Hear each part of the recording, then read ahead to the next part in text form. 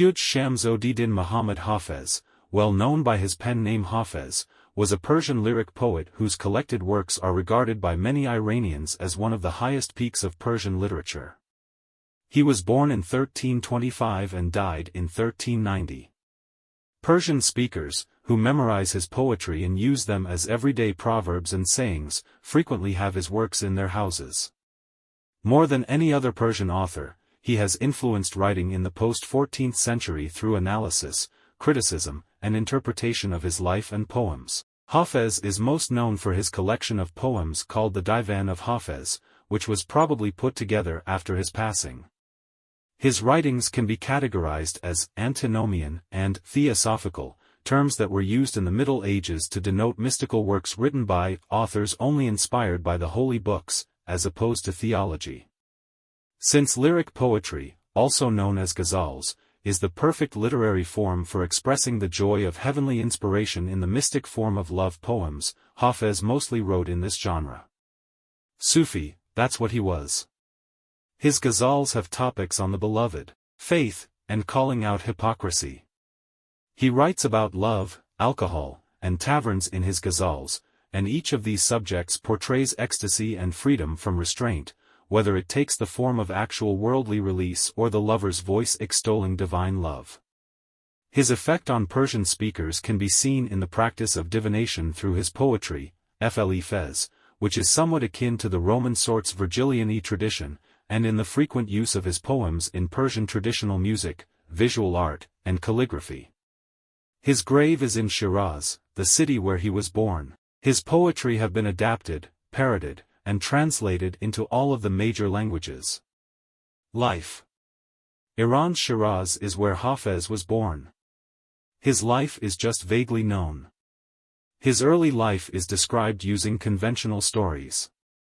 Early biographical sketches, tazkiras, that mention Hafez are typically regarded as being inaccurate. He was granted the title of Hafez, which he eventually adopted as his pen name, at a young age for memorizing the Quran. His early life is detailed in the prologue of his div, which was written by an unidentified contemporary who may have gone by the name of Muhammad Galandam. Muhammad Ghazvini and Ksemani, 495 ghazals, and Perviz Natelkanlari, 486 ghazals, are credited with compiling two of the most highly acclaimed contemporary copies of Hafez's div. A Sufi Muslim, Hafez. Most contemporary academics concur that he was born in either 1315 or 1317. Jami claims that Hafez passed away in 1390. Hafez received support from a number of succeeding local governments, including Shah Abu Ishaq, who assumed power when he was still a teenager, Timur near the end of his life, and even the authoritarian Shah Mubaraz-ud-Din Muhammad, Mubaraz Muzaffar. Fez is said to have briefly fallen out of favor with Shah Shuja for making fun of inferior poets. Shah Shuja wrote poetry himself and may have taken the comments personally, which forced Fez to flee from Shiraz to Isfahan and Yazd, but there is no historical proof of this. His work flourished most during the 27-year rule of Jalal-ud-Din Shah Shuja, however. In addition, Ghiyasuddin Azam Shah, the Sultan of Bengal, invited Hafez to Sanargan but was unable to attend. The two men exchanged letters and poems. In the Muzalla Gardens in Shiraz, a tomb called the Hafizi was built in memory of Hafez 20 years after his passing. The current mausoleum was created by French architect and archaeologist André Goddard in the late 1930s, and the tomb is elevated on a dais amidst orange trees, rose gardens, and water channels. Two of Hafez's poems are inscribed on the inside of his alabaster coffin. Legends. After Hafez's death, numerous mythological tales centered on apparent miracles were created. According to legend, Hafez was able to memorize the Quran at a young age by listening to his father recite it, that is the meaning of the name Hafez. In addition, he is reported to have memorized the writings of Nizami, Sadi, Farid-ud-Din, and Rumi, Jalal ad-Din Muhammad Baqi. One legend claims that before meeting his self-selected Sufi guru Haji Zain al-Adar, Hafez had been employed at a bakery, distributing bread to affluent areas of the city. he first encountered Shaki-Nabat, a stunning woman to whom some of his poetry are addressed, there. He purportedly performed his first mystic vigil in an attempt to materialize this union despite being enamored by her beauty and being aware that his love for her would not be reciprocated. However, he saw a creature of unmatched beauty who described himself as an angel, and as a result, his subsequent attempts at union turned mystic. He sought to achieve spiritual union with the divine. He reportedly started a Chilanashini, a 40-day and night vigil, at the age of 60 by sitting in a circle he had drawn for himself. On what is known as their 40th anniversary, he met with Zayn al-Adar once more on the 40th day and was given a cup of wine. He is reported to have attained cosmic consciousness there.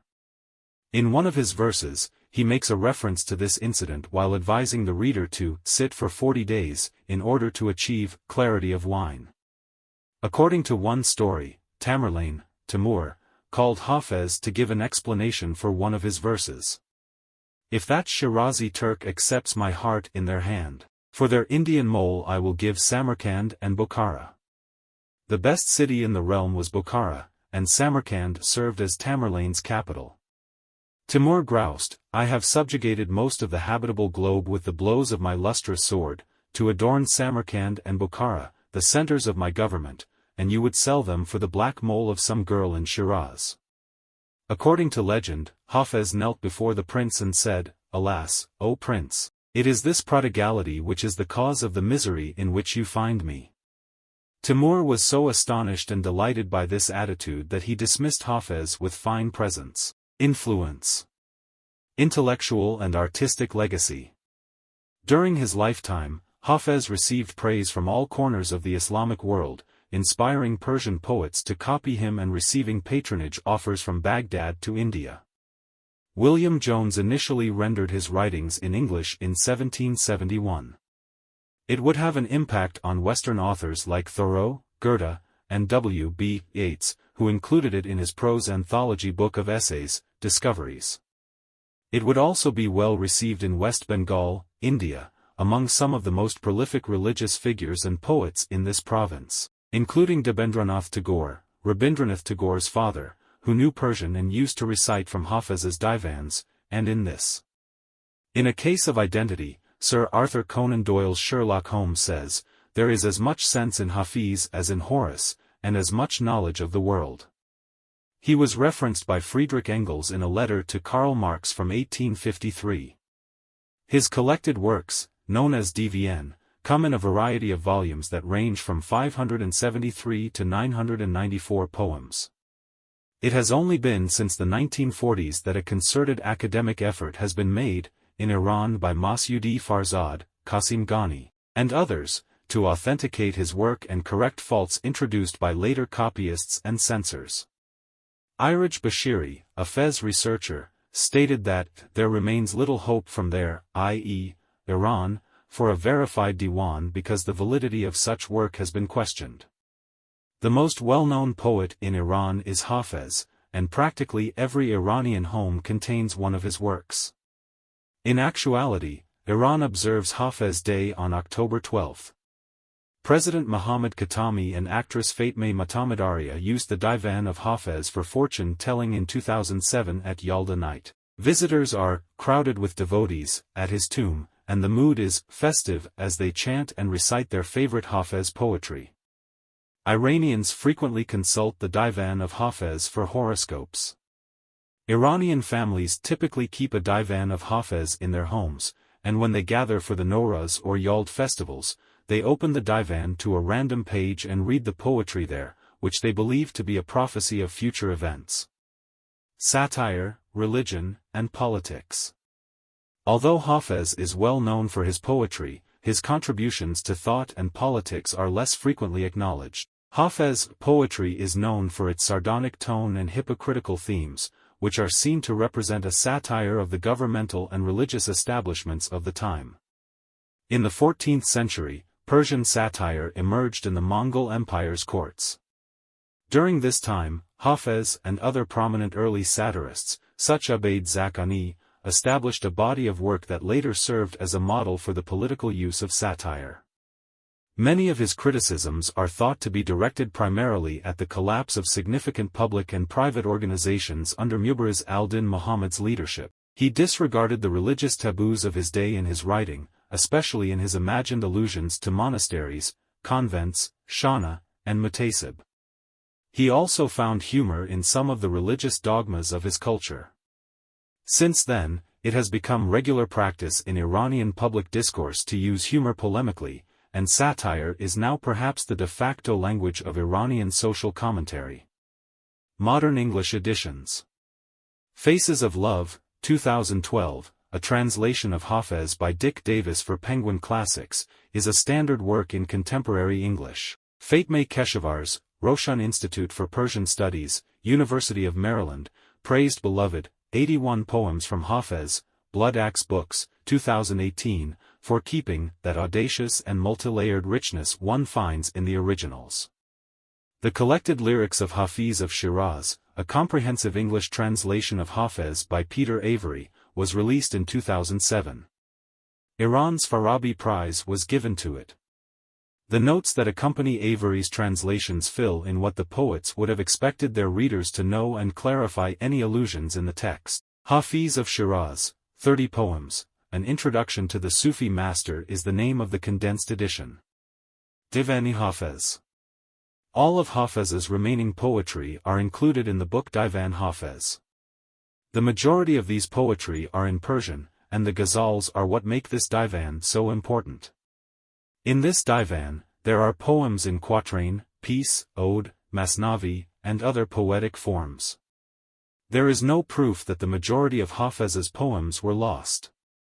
Additionally, Hafez enjoyed great fame during his lifetime. As a result, the fact that there are so few of his poems left in the courtroom shows that he was not a prolific poet. Muhammad Glendam most likely put together Hafez's divan for the first time after his passing. Unconfirmed reports do, of fact, claim that Hafez published his court in AH 770, 1368. i.e., edited more than 20 years before his passing. Death and the Tomb. Hafez passed away in the year AH 791, 1389. Hafez was buried in Shiraz's Hafizi prayer hall. After Abolghasem Babar Temuri conquered Shiraz in AH 855, 1451, his minister Maulana Muhammad Mami'i oversaw the construction of a tomb. Thank you so much for watching this video. Please like and subscribe us for more video. Thanks again.